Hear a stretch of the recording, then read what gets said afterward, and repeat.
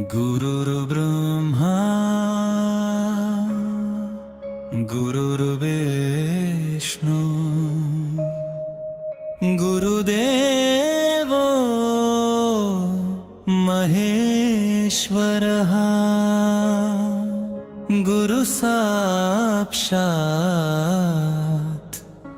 परं ब्रह्मा तस्मै श्री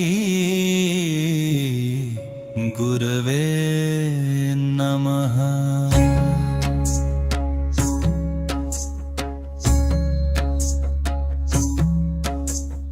वक्रतुंड महाकाय सूर्यकोटि समप्रभा निर्विघ्नं कुरु मे देव सर्वकार्येषु सर्वदा।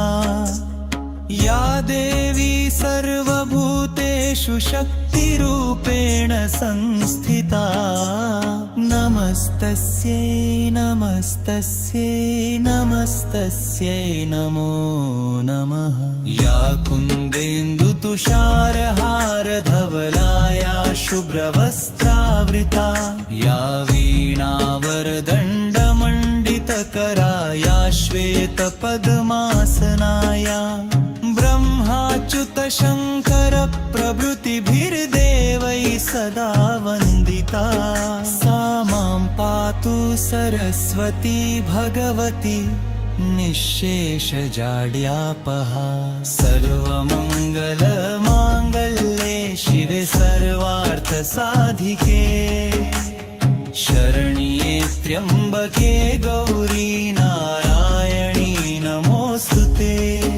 कर्पूरगौरं करुणावतारं संसारसारं भुजगेन्द्रहारं सदा वसन्तं हृदयारविन्दे भवं भवानी सहितं नमामि। शान्ताकारं भुजगशयनं पद्मनाभं सुरेशं विश्वाम्भरं गगनसदृशं मेघवर्णं शुभांगं लक्ष्मीकान्तं कमलनयनं योगिभिर्ध्यानगम्यं वन्दे विष्णुं भवभयहरं सर्वलोकैकनाथं। रामाय रामभद्राय रामचन्द्राय वेधसे रघुनाथाय नाथाय सीताया पतये नमः।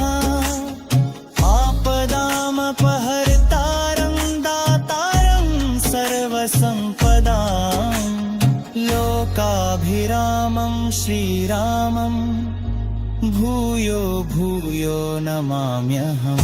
वसुदेवसुतं देवं कंसचाणूरमर्दनं देवकी परमानन्दं कृष्णं वन्दे जगद्गुरुं।